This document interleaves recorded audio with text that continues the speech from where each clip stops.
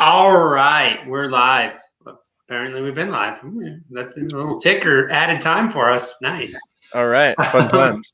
So, ladies and gentlemen, boys and girls, or those of you that are confused and still working on it, we've got round two with David Fite. I'm looking forward to out of the gun, just like just go for it, man. Just go for it. All right, I love it. So we're going into it. We did this a couple days ago. Had a lot of fun with it. Joked a lot. Didn't get a lot of questions in. So we're going to try to do better. I make no guarantees. As you can tell, we're late. We're not professionals, so we're just winging it. Just stick with us. You know, I'm a hillbilly. He's somewhere from New York, so obviously he's got issues. So I'm really confused. I'm like a conservative constitutionalist from New York. Yeah, that's worked pretty for confusing. Tulsi Gabbard and now is a libertarian. So you know. Now he's just trying to confuse everyone. I get it. Yeah. Did you see that? And now I'm basically an anarchist.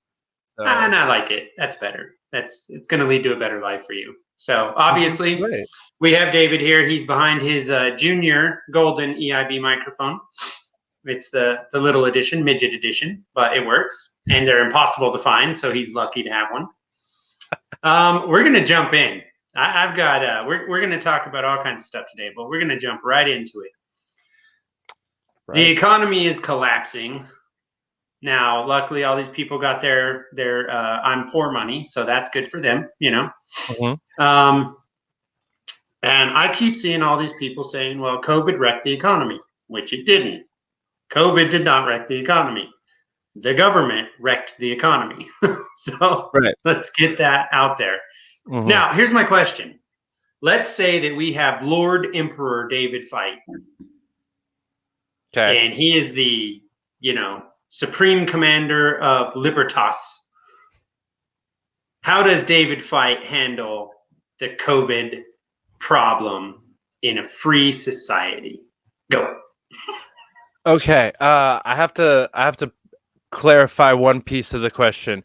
Am I becoming leader now, or was I leader in like mid 2019? No, man. If you were Lord Commander, right off the get-go, right off the jump. Okay, because are we talking like how does a free society come back from the fuck up we already had from government, or like how would a free society have handled it from the beginning? Because those are two very different questions. Because I agree, the government did most of the fucking up.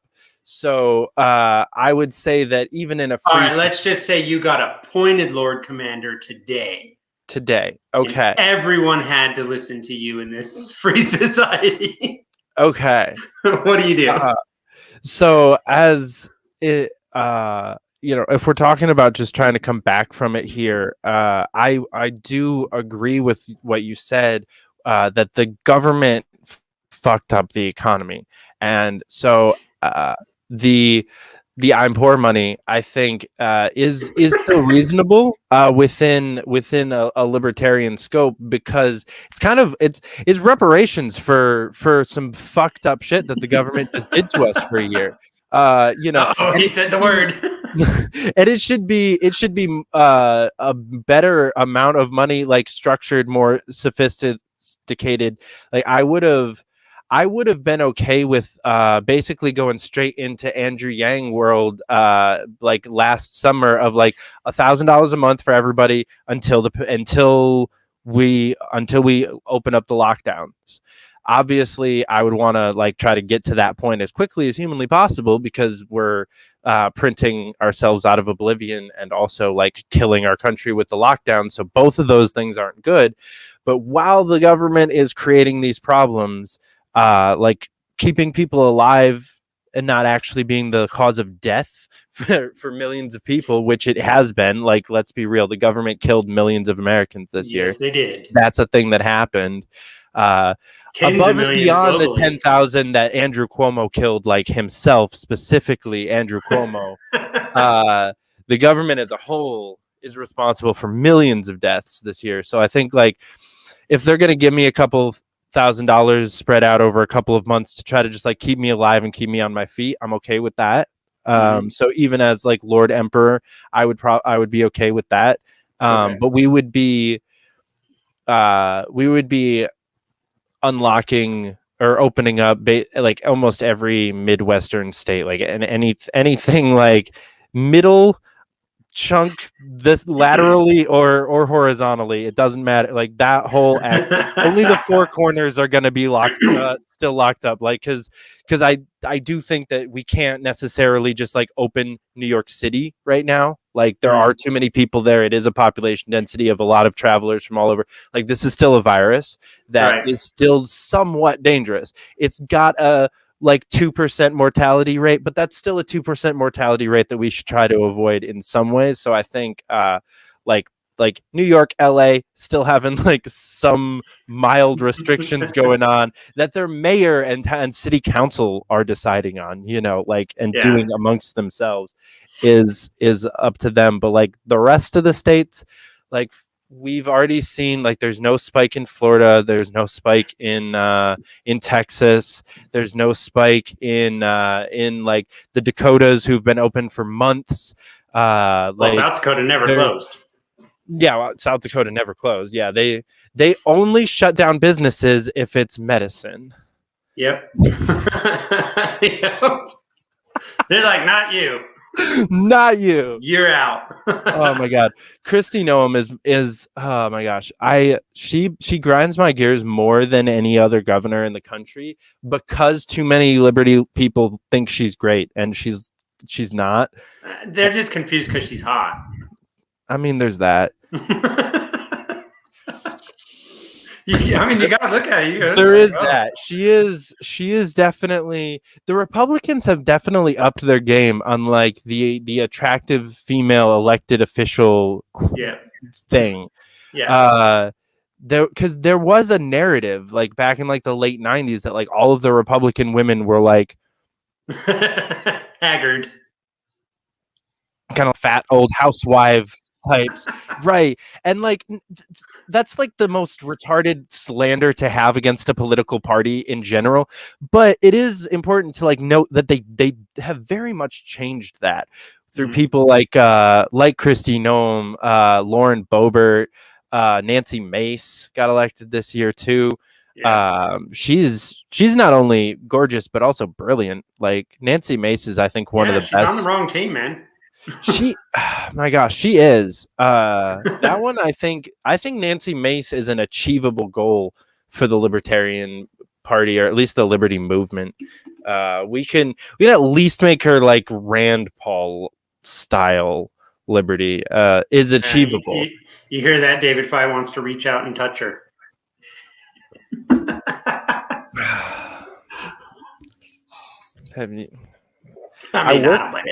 I worked for her, so if anything happens, I can just Cuomo her, and like, there you go. Yeah, the power dynamic is in a completely different way here.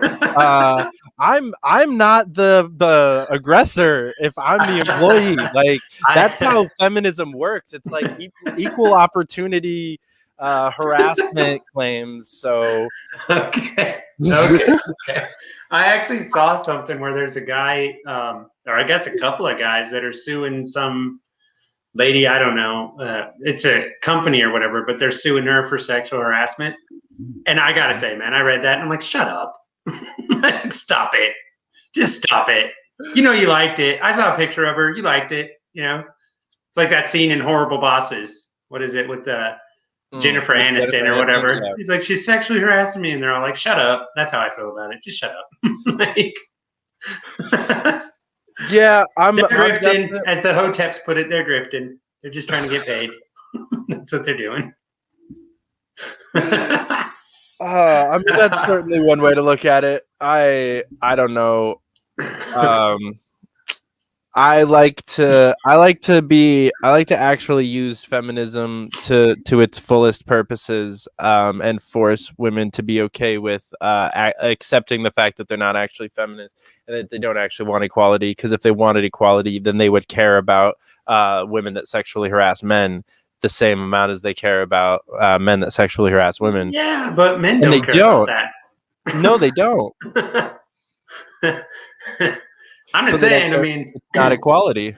I've probably been sexually harassed, but I couldn't really tell you when it happened because that's not a thing to me. I'm like, oh, okay, whatever. All right. Well, we're already going off the rails here. So, okay. Super fun. 10 minutes in, and we're talking about men's rights and sexual harassment. Yeah, there you go. No way that doesn't backfire. All right, I want to talk about governors. Okay. Ron DeSantis is like the Republicans, at least, and even a lot of libertarians I'm seeing are giving him like all this credit. You know what I mean? Like, oh, look, he didn't lock down, he didn't do all this nonsense. Which, like, oh, okay, well, your chief example is that he didn't terrorize his population for a year. Okay, but the dude is not liberty minded at all. No, like in any regard. Is there any governor? Like I think Missouri's governor handled it better than DeSantis did. Oklahoma did okay, not great, I wouldn't say. Better than Texas, though. I don't know why Abbott gets any credit. Is there anyone? Any thoughts? I personally believe they all belong in prison. Yeah, every current sitting governor that I know of has done some serious fuck shit.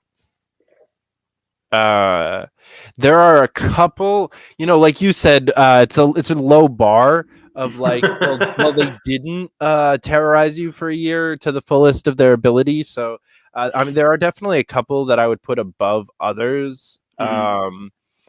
If we're talking specifically about COVID, no one was all right. But if we're talking about liberty in general, she's awful. Same with DeSantis.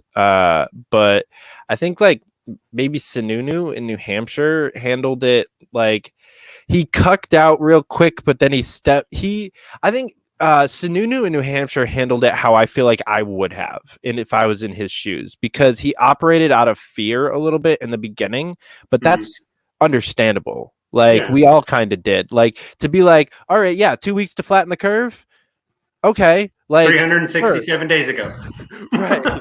But the thing is, he didn't he pulled it back quicker than almost anybody else. Like there were never actually any mask mandates, I don't think, in New Hampshire. It was just like strong suggestions. Yeah.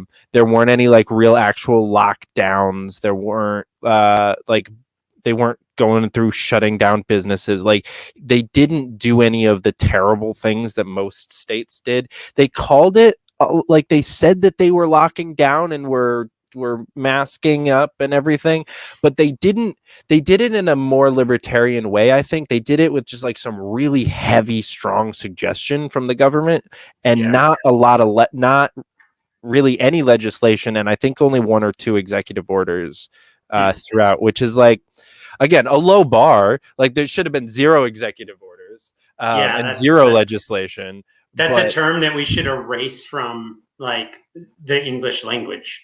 Amen.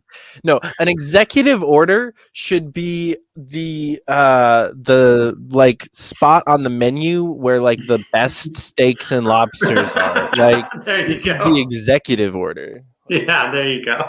Like for those of you with deep pockets, look here. Right. The rest of you poors, yeah, you're getting chuck steak, baby. Better enjoy. Okay, that's funny. So we saw in the last election cycle, there were several states that at least moved in the direction of decriminalizing marijuana. Not legalizing it, because that's not what they're doing. They're decriminalizing it so they can tax the whole living bejesus out of people. But there were quite a few that moved in that direction. And now I'm starting to see a whole bunch of state legislatures try to move the other direction. Thoughts on that? Yeah, I was really blown away by how resounding of a cry we heard this year for ending the war on drugs. Yes. Like there was not like fun fact, there was not a single ballot initiative that lost. No, not at all. Anywhere in the country that had anything to do with ending the war on drugs, whether it was a medical marijuana, recreational marijuana, psilocybin, fucking Oregon decriminalized all drugs, everything. like everything. Like there was not a single ballot initiative in the entire country that lost in one of the closest and most divisive elections in America, like the closest and most divisive election in American history. There was not a single war on drug ending ballot initiative that lost. There was not a single one that got less than 60%. Most of them passed with over 70.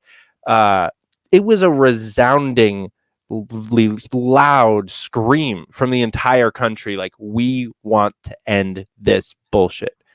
Yes, I agree.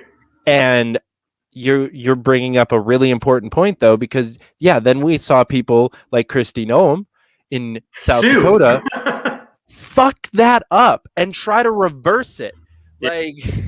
Not only did she strongly advise against people voting for this and try to do everything in her power to stop it from even getting on the ballot, after her state resoundingly voted for not only medical but recreational marijuana in the same day on the same ballot. She went and undid it.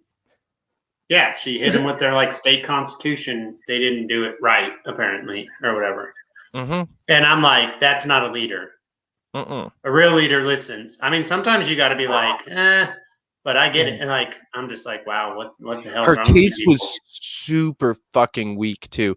The other one, I believe it's Wisconsin. Wisconsin went after it too. Yeah. Okay, Wisconsin's argument of the ballot initiative being unconstitutional is actually pretty well founded and upsets me a lot because it's a failure on the activists side, like our side. Yes. Like they didn't set it up right.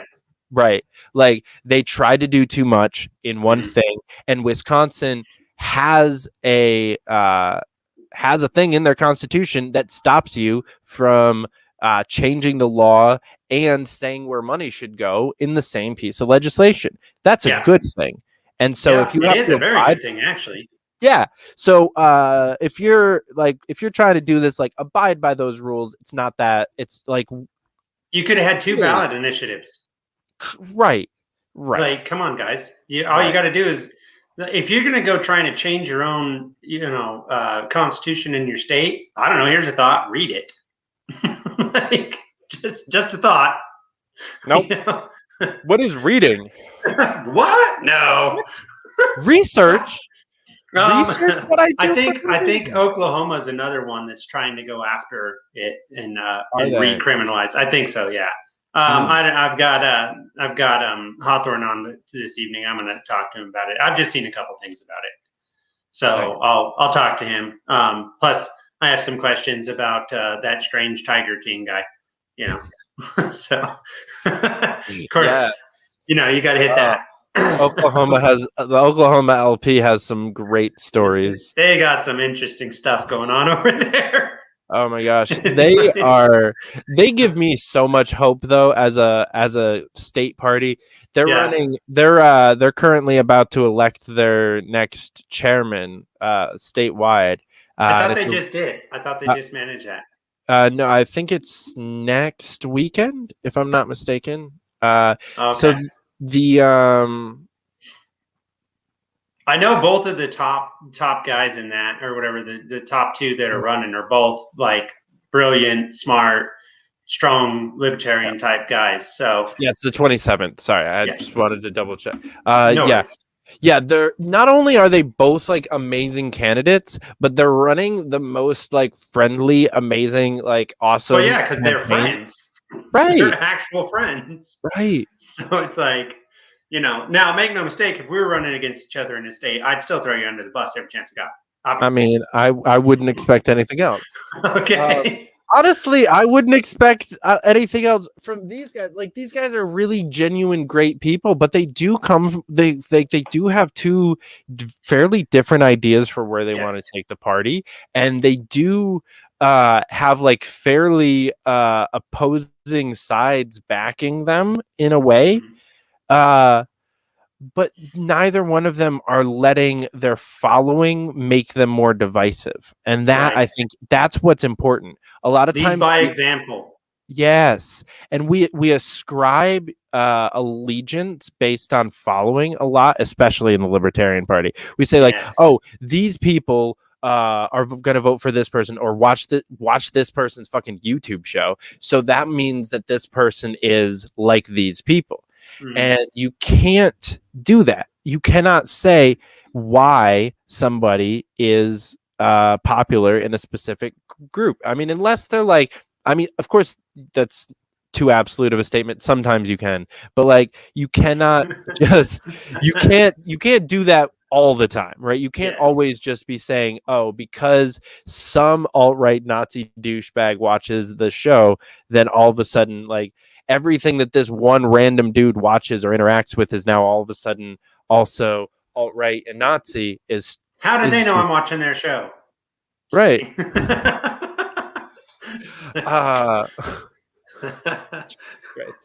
But I think what they're doing in the Oklahoma state chair race is really like addressing this, though, because they're not allowing their very divided followings to divide them.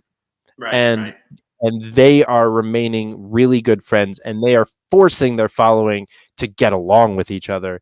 And they're doing what like Dave Smith and Reed and those guys are actually trying to accomplish, which is build some, freaking unity in the party. Well, Kevin Hobby is one of the like original founding members of Liberty Unity, like with me and Reed and Jeremy Todd. He was one of the first people to like actually be a part of that before the post even happened and the Dave Smith Spike Cohen conversation, like all of that falling out. So yeah, like Kevin was on this mission with us before everybody, like before it was a known mission, right? And I'm glad that Rex was like right there in the same mindset and able to like really just show us what a race between two leaders in the liberty movement looks like. Right. Because we haven't seen that in so long. Like we don't have an example. Well, now we're gonna do just a couple fun little things right now. Just a couple headlines that I come across. Apparently, Gavin Newsom's racist. That's coming from the LA Union Teachers Board or whatever. So that's cool. It's always fun to watch the left eat their own, which is hilarious to me. Joe Biden doesn't know how to walk upstairs. We learned that today. Oh my gosh! Did you see the wind was blowing? Did you see Joshua Smith's little 2 cents to that news story though? I don't think so. Oh my God. He tweeted out earlier, if you think Joe Biden had trouble walking upstairs, you should have seen FDR. Oh, I did see that. Yeah, I just saw that before we came on, and I cracked up. I actually tagged Michael Malice in that one because that's some crap you'd expect him to say. That was great. That was brilliant. Roaring. I was like, fucking hell, Josh. Like, yeah, that was brilliant. That made me laugh a lot. Let's see. What else have we got going on? Apparently Biden called Kamala Harris President Harris. So I don't know if the transitions. Yeah, like yesterday or something. Nice. So that's happening. That's fun. And then this one's actually a little more serious. I took this one a little more serious. They have said that there are now 14,000 children in Border Patrol custody. Record high number. And I'm like, look, man, you could say what you want about Trump or whatever, but dude, these people are showing up to the border with like T-shirts. And where did they get the T-shirts? No idea. But what is happening, man? Like, that's some nonsense. I don't even know what to do with that. You know what I mean? Like, I don't know how you would even face that, because until we figure out what the hell's going on in this country and get it repaired, which is going to take libertarians and anarchists to do it because these idiots don't know what they're doing, you can't be having all these people flooding over the border like that with nowhere to go. That's the thing. You ain't got nowhere to go. You know what I mean? We don't have a plan. What would you do in this situation if you were in charge? So we're going back to Supreme Emperor Fite. Supreme Emperor, Supreme Lord Emperor, Commander. Supreme Emperor Fite is pro open borders in the long run, for sure. I think that any government that tries to stop the free movement of people over an imaginary line is tyrannical at its core. At the moment, I think that there's not really much that I think that we're spending so much more money and so much more resources on fucking these people's lives up forever than we ever could. Than they could ever really cost us by just like coming over and starting to work at a fucking gas station in El Paso, Texas, you know, and especially with when we take into account why these people are coming here. They're not coming here for our welfare, because first and foremost, illegal immigrants don't get welfare. That's not federal. Like they don't. That's a myth. Like they don't get federal welfare. But they did get the stimmy money. Some, and yes, and I kind of agree with that choice somewhat. You lock them down; they can't even leave the country. Right. Like, how do you think those people felt? They jumped that border so they get a job at a taco truck or something, and then all of a sudden you lock them out of their work, and they're like, "Man, this place sucks as bad as Mexico. I'm going home." Oh, you can't. Right. That's what we did to people. And I think what you bring up, because the reason that they got the stimmy money is because they also pay taxes, which I think is a really important thing to talk about. They getting rid of taxes. I agree. 100%. These people are the epitome of taxation without representation. There are two groups of people that I really like to talk about on that point, and that's minors and illegal immigrants. And felons. And felons, you're right.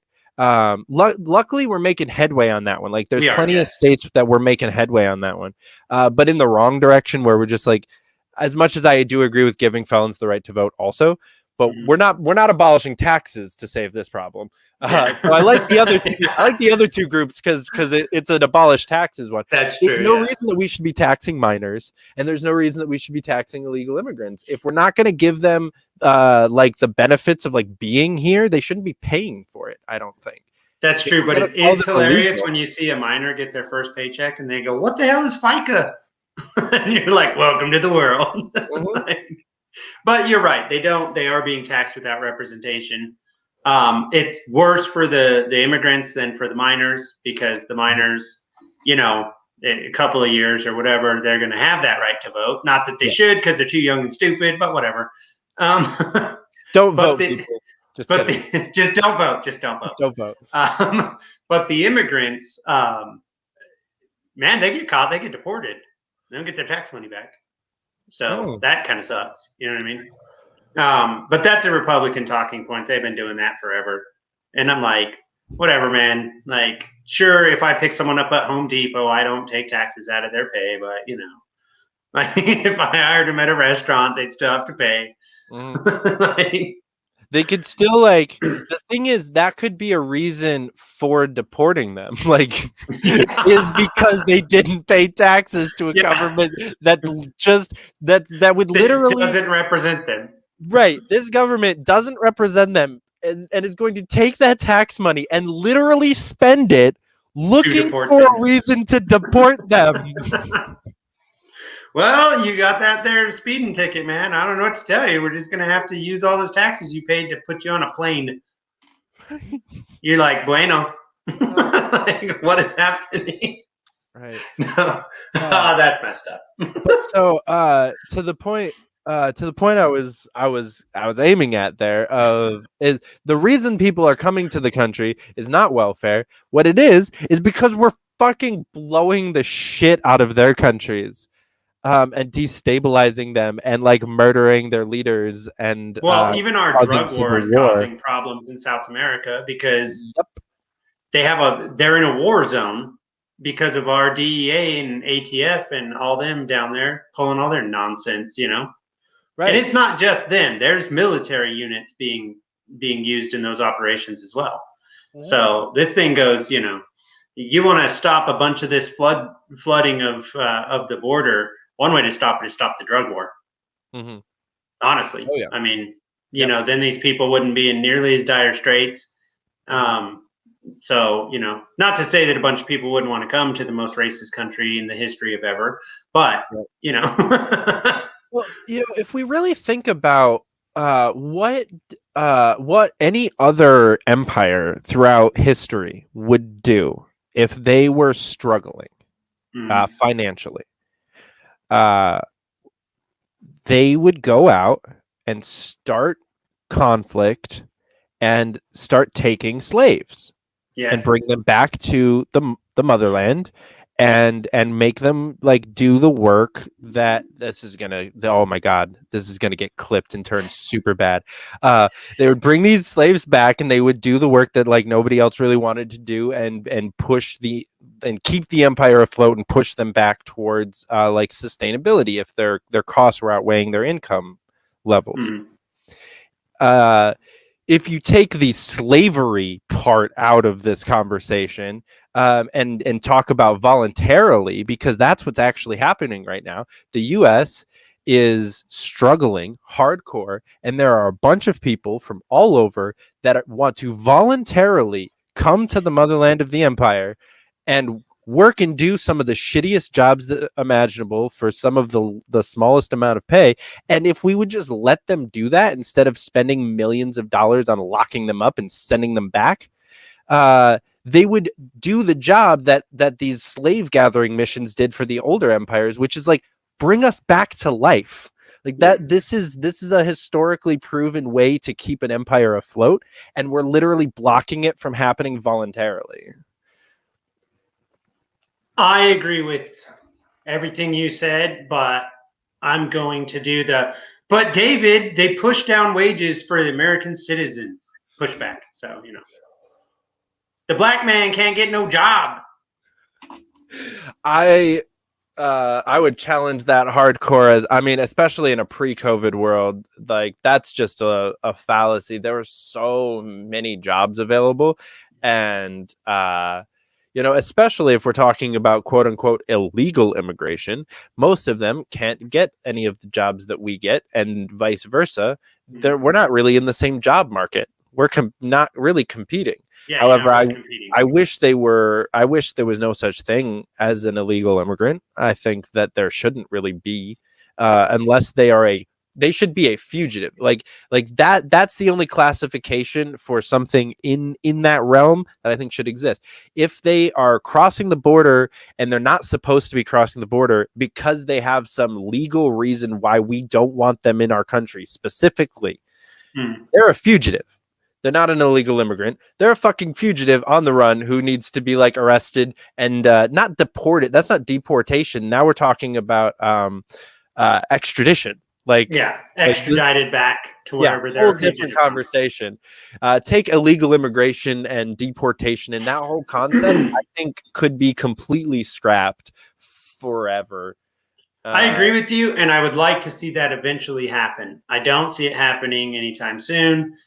I don't think even if we could shift the majority of politicians on a federal level or state level, which is actually more likely faster, to libertarian model, that I don't see them even being able to do it right away. You know, January of 2020, we had 580,000 homeless people in America, and 105,000 of them were children. That was January. And I don't care what the government says. We know that number probably tripled minimum, you know. So it's kind of one of those, you know, put on your own mask situation.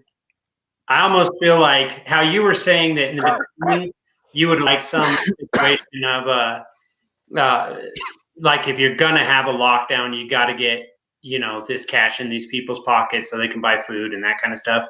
Not to mention, by the way, your math on that, it actually would have worked out. It would have been cheaper to do that $1,000 a month to all the people.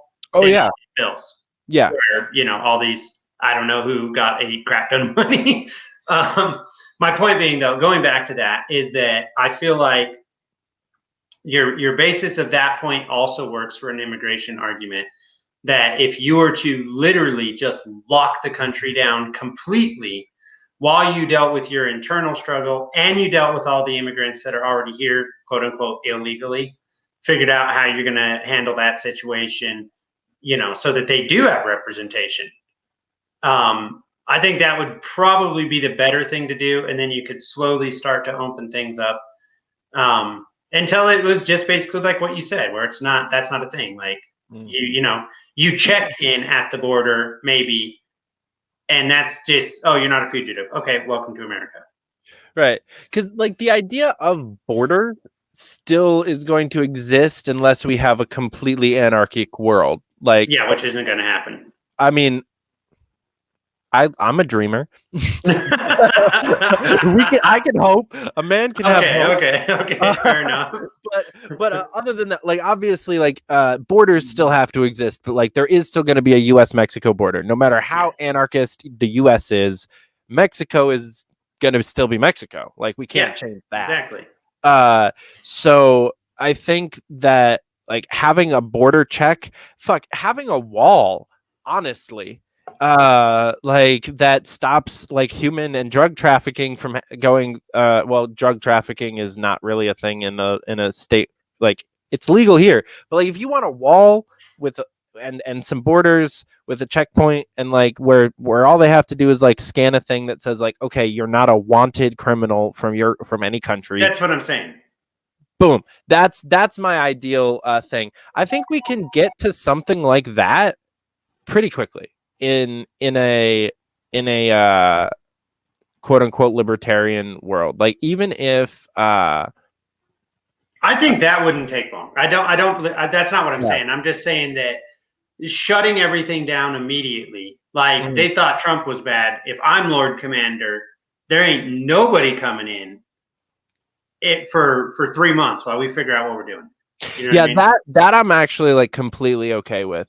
I'll admit when you said what you said a little bit ago, it sounded like some talking points that I hear fairly often, and so I made sure not to assume, but it was there was the connotation in the back of my head where there's a history of very right-wing libertarian talking points of like until we have this utopia, basically. Oh, you're not getting a utopia. That's not a real thing. Where basically what people do, and I'm not accusing you of this, I'm just actually identifying the fact that you're not like this for people that might hear this and also think this, because there's a connotation amongst some libertarians where they talk about like we can't open the border quite yet, and what they mean is we shouldn't do it anytime really ever until until the welfare state is gone, until we've ended every war, end the war on drugs and everything else, then we can talk about it. That's not what I mean. And I love the fact that that's not what you mean, because I think it almost sounded like that, and I was like, oh man, and then you kept going, and I was like, yes, okay, we are completely on the same page. My end goal is, and I'm with you, I don't have build a wall, I don't care, it's a wall, you know what I mean? But that's just to get them to come through the checkpoint to run them. Are you a fugitive? No, welcome to the country. If you are, sorry, bud. Yeah, you got some business at home you need to go take care of, and then come back. You know what I mean? Because once you've handled your business, then come back for real. I don't care. You know what I mean? No, I'm all about just opening it up. And these people say, oh well, they're taking our jobs. I'm like, dude, you're not picking lettuce in a field. You're just not. Right. And then they'll say dumb things like, well, they drive down wages for black people, and I'm like, you ain't getting black people to pick anything in a field ever again. What are you talking about? Right. And it's the most racist bullshit. Like that sentence in general, the connotation behind that sentence. Can we talk about how fucking racist that is? It's like, oh, the brown people are only going to steal jobs from the black people. Like that is the most racist thing you could possibly come up with. I mean, let's be honest. Bernie Sanders made it clear that white people don't know what it's like to be poor. That is true. But Biden said that poor kids are just as smart as white kids. That's a fair point. I God, was like, wow, dude. Democrats this year, dude. It's Man, the stuff that comes out of their mouth over the last, well, really since Trump got elected, and they just lost it. They just literally lost it. I was like, what is happening? This is great. I love this. I don't know, man, but yeah. Anyway, so off the trolley again. I don't know what happened. Always. Okay. Actually, I saw something. I want to go ahead. I want to bring up one more thing on the immigration issue, because there's actually one idea that I've heard thrown around a little bit that I think is really neat and doesn't get talked about seriously ever, and that's like a kind of like demilitarized zone kind of situation of like two borders and a neutral zone between them, where people could live while they're going through the quote unquote immigration process. So maybe you like get to the border and you scan the thing and it says you're a fugitive, but what it is you're actually like on the run from a tyrannical government. Gotcha. And you need a place to like chill out while you prove to us that like that's the case, and then we'll let you in, because like you're not what they say you are. They just ran up a whole bunch of crazy charges and pinned a bunch of murders on you because you're nobody would know anything about a government doing that to you. right. So especially like, in the freest nation ever. Right. So like if there's a situation like that, then there's like a town basically like between Tijuana and whatever, where people can like live and work and like just exist. So kind of turning what we use as the the overflow. Have you ever been to Tijuana? I have not, actually. I've never been. It's already the DMZ. I don't know what you're talking about. That's a horrifying place. You could smell it from San Diego. It's awful. I've unfortunately never crossed our southern border. That's not an unfortunate thing. It's on my list of to-dos. Well, you should go down there and check it out, just so you get that firsthand experience or whatever. But it's not. No, the really fun parts of Mexico are further south. Right there on the border, no, man, that's desert and crappy, and that's why those people want to out of there. They're like, this place sucks. Like, they go into southern Texas and they're like, wow, I just came from here. Like, that's what's going on. You're welcome, Texas. That's just for you. Man, Texas is some fucking... Ooh, that we could go off about Texas, because Texas has a lot of news this year about a lot of stuff. Texas is a weird place. Yeah. Like, well, when it gets bad in Texas, you got to run to Mexico, right? Yeah. But to your point, Cancun, not Tijuana. Exactly, dude. Mazatlan, man. What are you thinking? Oh my God. Could you imagine if Ted Cruz had gone to Tijuana instead? Oh, that would have been hilarious. I'd have been like, we know what he's up to. Oh, can we just talk about the fact that he went to Cancun instead of DC? Like, they were doing DC. Like, that didn't even bother me really, because I'm like, I look at it from two perspectives here. He's a federal U.S. senator. He's not a state senator. It's not like he could do anything. He doesn't have the power to change. He can't turn the lights on. You know what I mean? That he doesn't have the power to do that. As far as going to Cancun or whatever, if it was a pre-planned trip, I can only take him at his word that it was. I'd be like, yeah, man, there's no electricity at my house. I'm going to Cancun. You know what I mean? But I will say that you got AOC down in your district raising up coin and passing out water, dude, and you flew off to Mexico. If nothing else, you're a moron because you look like an idiot. You know what I mean? Yeah, that's my problem with it, is all about the optics. Nothing actual. Like, I'm not gonna judge him for what he did. Like, I don't actually give a shit. Me neither. I don't. Even if I lived in Texas, I'd be like, I don't care. Honestly, probably the same. However, as a campaign worker and like somebody that works in politics and knows what optics and messaging are, just basic fucking concepts of what optics are, such a stupid idea. Like, and like, who was on his team? Right. Where was the David Fite on his team that goes, Senator, that's a terrible idea. You shouldn't do that. It's a really bad idea. Because the thing is, I don't take him at his word that it was a pre-planned trip, first of all. And especially because he basically walked that back a little bit and was like, well, she came to me and I didn't have anything going on. So like, he threw his daughter under the bus. Yeah, that was shitty. To get back way before he was planning on coming back. We know that's a thing. Like, he didn't buy his return ticket until after the story broke. We know that's a thing. Like, he just from start to finish handled it terribly. When if he wanted to get away, and he got showed up by a Democratic socialist, right? And if he wanted to get out, like, which I wouldn't have blamed him. And the thing is, he could have been honest about. He should have leaned into it. He could have gone to DC, where he has a place of residence, where the lights are on and the heat works, and the pipes aren't bursting, and it's actually warmer in DC than his house in Texas for like the first time ever in history, or Antarctica, whatever. Right. And he could have gone there and said that he was doing work from his DC office to help. Yeah. And it would have just gone, like, it wouldn't have been a story. It was an optics nightmare for him. Bad. And then the fact that, look, I think he would have been better off to just stay in Cancun, have his little vacay, you know what I mean? Let the press here go all wild for a week or however long he's supposed to be gone or whatever. And then when he gets back, be like, what? What would you expect me to do? I can't, like, thaw the ice and turn the lights on. That's not what I do. Like, I'm not God. So bite me. That's what he should have done.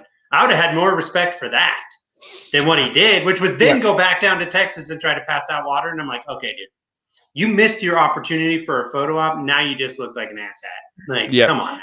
Yeah. So yeah, that was wow. This was something that I just saw. So Texas Republicans systemically elect pussies and assholes. Yeah, that's true. That's very true. Which is that's why they got Rollerball in there as governor. Dude, fuck Governor Abbott. I was in Texas. I was in Texas on business when the mask mandate dropped in Texas from the governor's office. Like, I was in, and I was like, "Shh, this state." Like, yep. I have personal beef with Texas right now because they canceled an event that I was supposed to be at in August of 2020.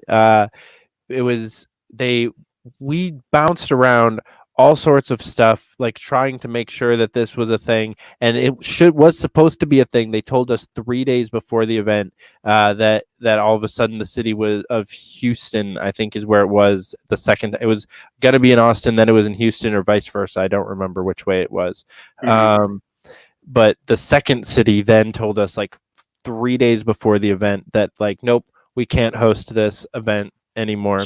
I was so for like, I would have gone there and then met Ron Paul, Rand Paul, Justin Amash, Glenn Jacobs, Kane from fucking John Brennan, or not John Brennan, John Bolton, like, literally, like, all of my political heroes were going to be at this event.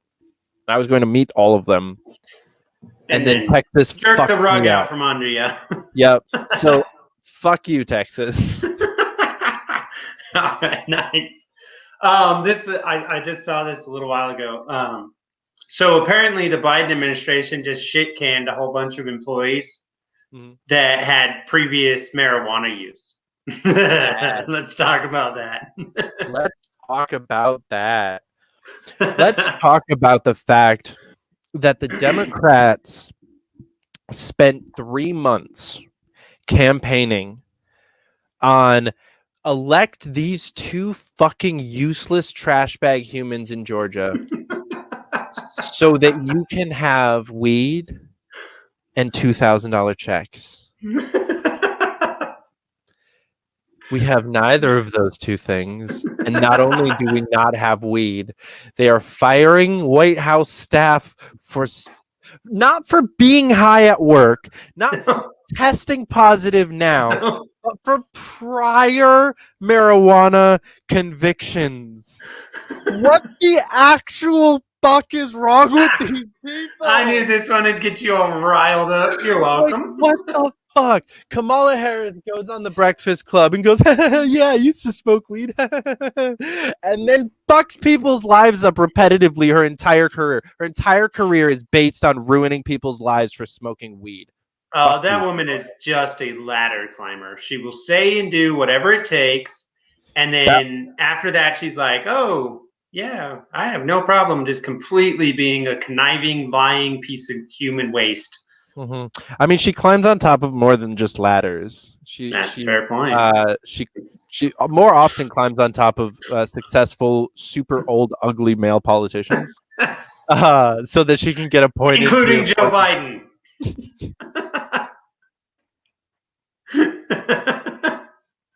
Oh my god, I don't even want to think about that. Clip it, I don't care. Clip it, I don't care. Do it. Do whatever you want. Oh my god, I did not need that mental image ever. Well, that's what I'm here for. Ruin people's day. It's kind of a superpower. You're welcome. There's one more thing. Okay. We have to talk about this because it actually literally upset me when I read it. That George W. Bush, the bomber of Iraq and Afghanistan, war commander-in-chief. Rob Ross 2.0. There you go. He decides to give some stupid interview or something and say that when he saw the insurrection of January 6th, he got sick to his stomach, and it still worries him today. And I'm like, you killed 1 million people in Iraq. You got thousands of U.S. service members killed, tens of thousands that are either physically or mentally broken or both. Shut them. And lied about the whole goddamn thing the whole goddamn time. And it's a known fact that you did so. And he's just pretending that's not a thing. I'm just saying at one point in history, politicians like that, there was a spike thing that would happen and a basket. I'm not going to say what that thing was, but it was a thing for people like that, Just saying. That dude infuriates the bejesus out of me. With shit like that. And then what's worse is the press is like, yeah, see, he's such a good guy. And I'm like, you literally called him a racist and a warlord for 8 years. And actually 16 years. They didn't because... Well, not in the beginning because they wanted to go to war. Right. But then when it was time to run for re-election, they called him racist and warlord. Then he won and they stopped. Then when Obama was going to run, then Bush was racist and a warlord again. And then when Obama was a just black warlord, they were like, oh, nothing to see here, folks. It's all good. Well, you know that black people can't be racist warlords. I said a black warlord. I didn't call them racist. Yeah. Well, I'm just saying. They absolutely can be warlords. Yeah. Well, what are you talking about? There's wars going on over Africa with I'm warlords. fucking with you. I do the screwing with people. Oh my gosh, no! You're not woke enough, bro. Once you get woke, you realize that black people, they can't be racist and they can't be hateful because they've never been in power anywhere ever in the history of humanity. Ever. They've never been good at anything ever or been successful ever. So therefore, they don't have the ability to be racist. Because there's no black kings or presidents anywhere on the whole planet. Nope. Ever. It's not like most of the kings throughout all of history were fucking black. Yeah, that's good. Come on now. Seriously, most of the ruling people throughout all of time, not white. That's a pretty new concept. Most of the ruling people in the world today, not white. I mean, all of the Middle East, most of Africa, Asia. Well, I guess Asians are white now. I don't know. Are they white again? I don't know. They can never decide if they're white. They're not white anymore because we were racist against them about COVID, so they retained their now they're back to yellow. Yep. Oh fuck.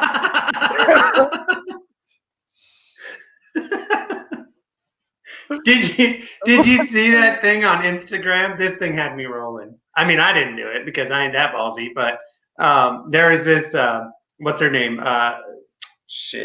Hotep Virgin Mary. She posts something on her Instagram, and it's a yellow square, and she says to be in solidarity with my Asian brethren, and it was a yellow square. I almost died. It's so funny. It's hard. I don't know. I can't ever keep track of the colors. Do it on my Twitter though. You should. I'm gonna put a yellow square emoji in my Twitter bio just for like the rest of the weekend. And don't explain it to anyone though. Oh, I won't. Only people that have watched your show will get it. Oh well, it'll be like 8 people. You're fine. Don't worry about it. Like a little Easter egg for the true fan. There you go. Watching like catch on in the liberty movement, they think it's like yellow for like libertarian. Like... They will too. That's what's funny. It's so beautiful. If like they'll be like, I'm gonna put this in there because I'm libertarian. You'll be like, that's not what that's for. That's solidarity, Ben. You just got trolled, baby. It's like Rick rolling for racists. Nice.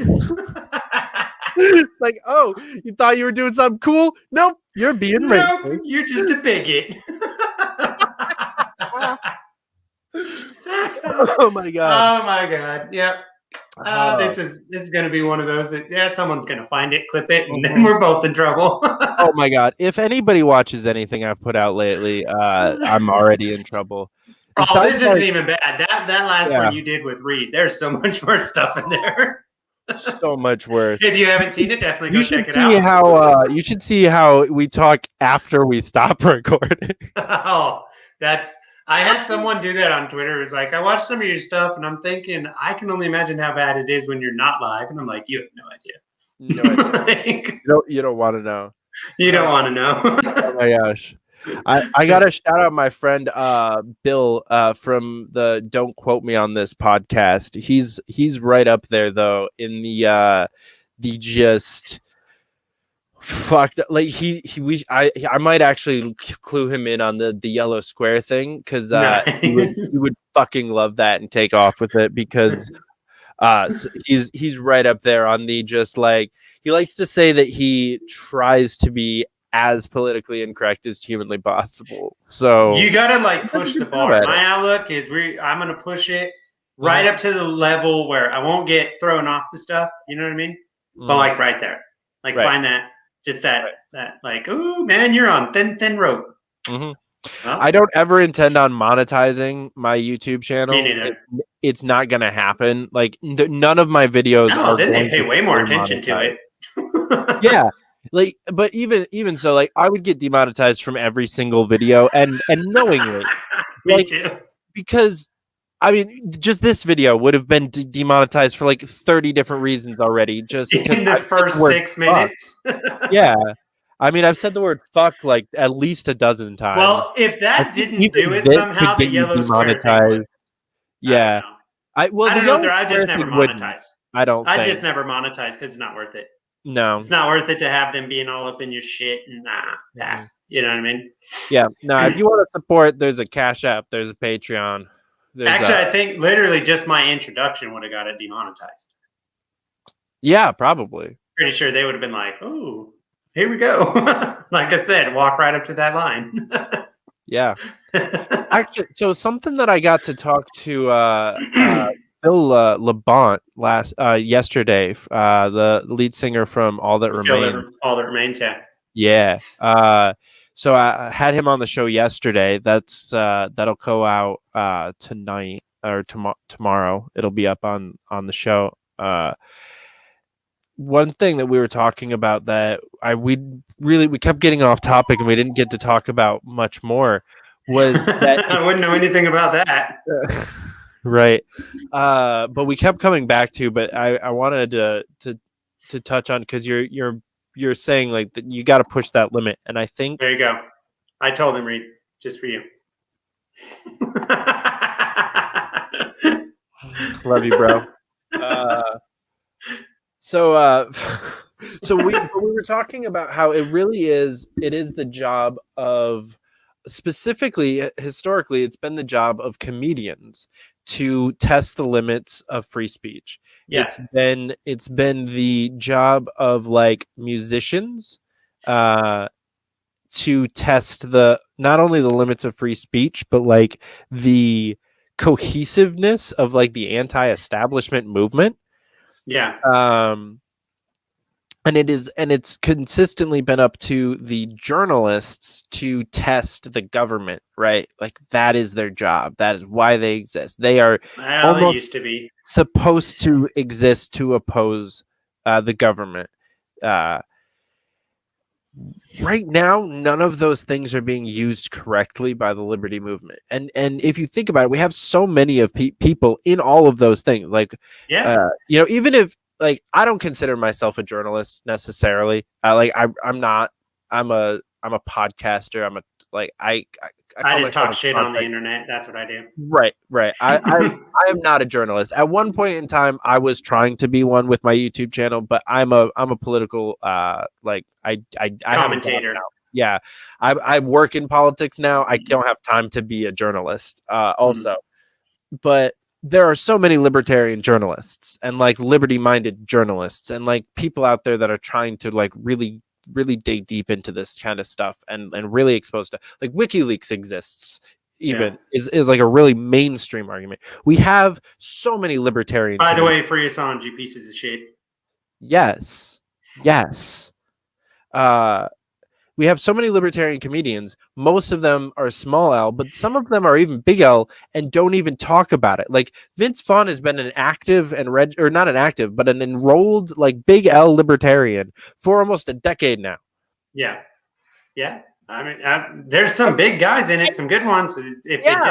No one does anything about that. Rob Schneider, also a libertarian. Adam Sandler has expressed that he's voted libertarian multiple times in the past, and I believe because he's in New Hampshire, is an enrolled independent. I could be wrong about that. I got some more messaging. So, if you follow the law, then nothing bad will happen to you. Yeah, I mean, obviously, everybody knows that. Everyone that's ever been gunned down for being black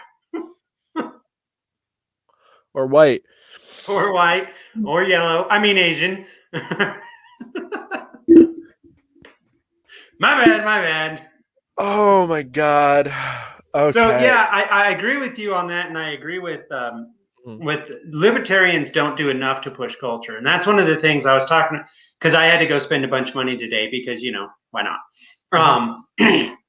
And my wife and I were going, and we were talking about it, and I told her that I don't want one of those shows that's like super serious. Like if it gets off track, if it goes off the rails, turns into jokes or whatever, it's fine. You know what I mean?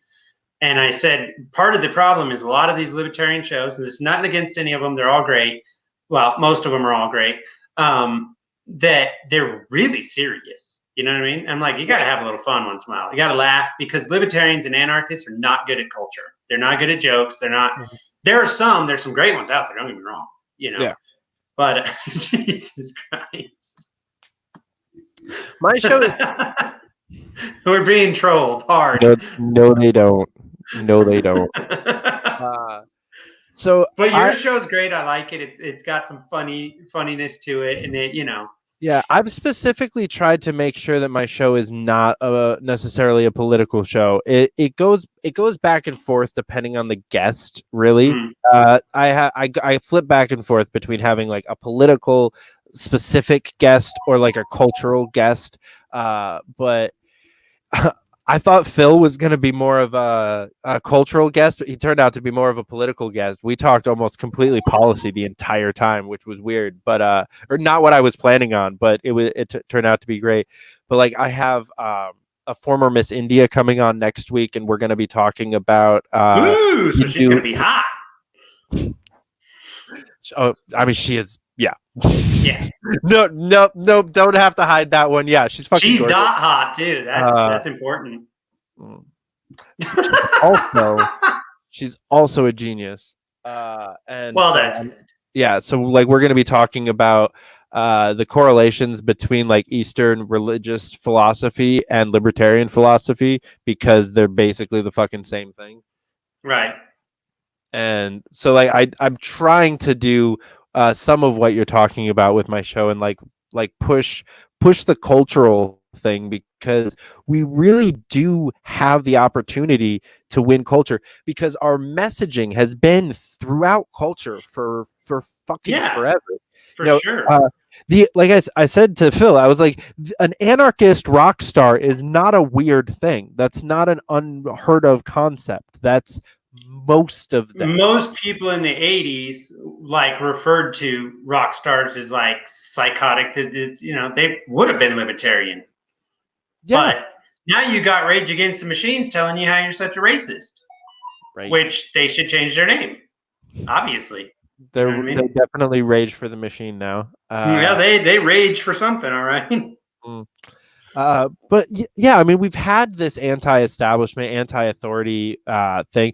Rock, especially rap, is another great example. Like I'm a huge fan of the rap group Run the Jewels, which contains Killer Mike. Like if you've listened to some of their fucking lyrics, one of my favorite songs, I can quote this specifically. I shouldn't get us taken down. He says, when are you N-words gonna unite and kill the police, motherfuckers, take over the jails, give the COs hell, burning down the sulfur, goddamn I love the smell. I'm forgetting a line. Brings up where's the fuck's the warden, and when you find him, we don't kill him, we just waterboard him. They're killing us for freedom we're killing them for freedom because they tortured us for boredom, and even if some good ones die, fuck it, the Lord will sort them. Like, that's something that's out there in popular like music culture that people listen to. Yeah. We can glean from that. Like, that's our music. Like, that's a fucking like. Well, not just that. You've got like Eric July. He's out there. Him and his band are putting stuff together. They're super libertarian. Well, they're super anarchist, or at least he is. You know what I mean? Your stalker's got some more to say to you here. So we've got that. You got to stay in line, obviously. And then also we got this here, we might wind up with government. Well, we can't have that. That's nonsense. Yeah. I mean, the worst thing that could ever happen from anarchy is that we end up with some government again. Yeah, for sure. It's like, oh no, what will we ever do? No. All right, man. Well, I had a bunch of stuff in my head. I lost most of it because, well, that's how things go.